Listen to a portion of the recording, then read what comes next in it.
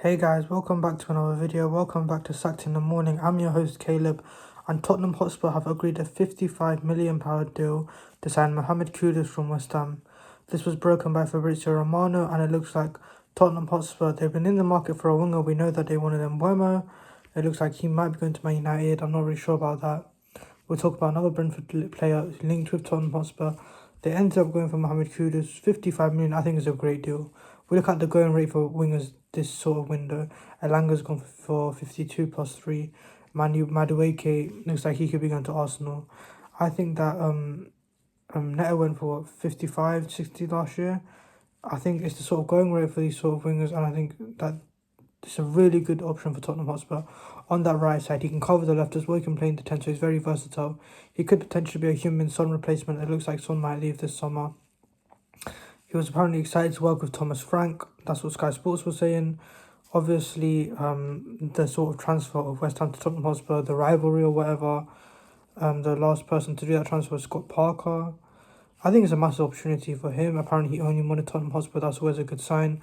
When the player wants to come to the club, he's not sort of holding out and going, okay, we'll come here instead.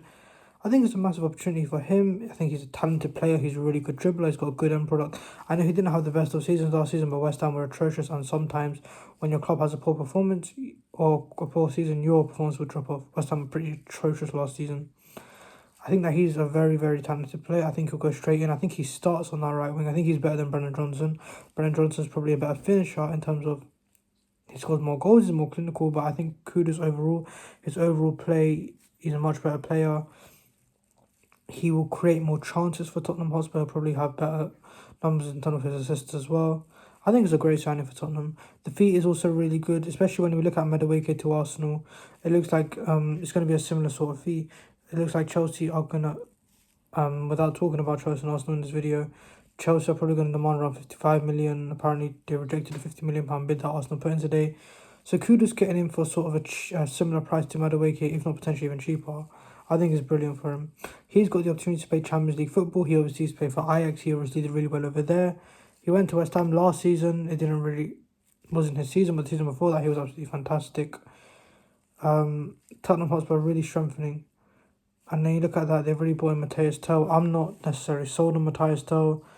I'm not going to say I'm actually like I watched a lot of Tottenham Hotspur last season because they were just atrocious and I wasn't really interested in watching them. Bar the Europa League. Solanke, they've got, and it looks like potentially another player they could be adding to that front line is Johan Wissa. So apparently Spurs are interested in the move. They've been looking at the finances involved in it. That's come from the BBC. Sammy Watkwell, I believe he was the one that reported on it. There might be interest from other clubs. And I think Sky Sports reported that Brentford are very unlikely to sell both Wissa and Mbeumo in the same window. And Mbeumo has sort of stalled with Manchester United. I don't really know what's going on there. That's been dragging on for 5-6 weeks now. So therefore, if Tottenham Hotspur were to get their act on and go bang, pay the money that they want for Wissa, I mean, they'll kill two birds with one stone because one, Manchester United won't be able to get Mbeumo, and the two, they'll sort of strengthen themselves. Richarlison has been very injury prone. He's not been very sort of reliable in terms of his fitness. So therefore, from this perspective, I think that it would be a great, and I think that he would a great option. I think that he's good enough to even start. I don't necessarily think Solanke is amazing. I think Wissa is more clinical in terms of his goal scoring opportunity. He's going to run in behind even more. But obviously, I guess with Tom Frank ball, it may be, he can go route one at times, so Solanke would be suitable for that. And then Wissa may be playing on the left, maybe Kudus on the right. I'm not really sure. I know that Newcastle United are linked with him. I think if I'm Wissa, he's got Thomas Frank as his manager at Tottenham Hotspur. He's probably going to get much more playing time at Tottenham Hotspur. They both got Champions League football and the appeal to live in London. Spurs can match whatever wage Newcastle United are offering, if not giving more. So I see no reason why Tottenham Hotspur can't get this deal over the line. Whether the Spurs care about their ages, I remember in the past they signed elder players such as Llorente as backup to Kane. I think they'll do this as well, as long as the fees within reason.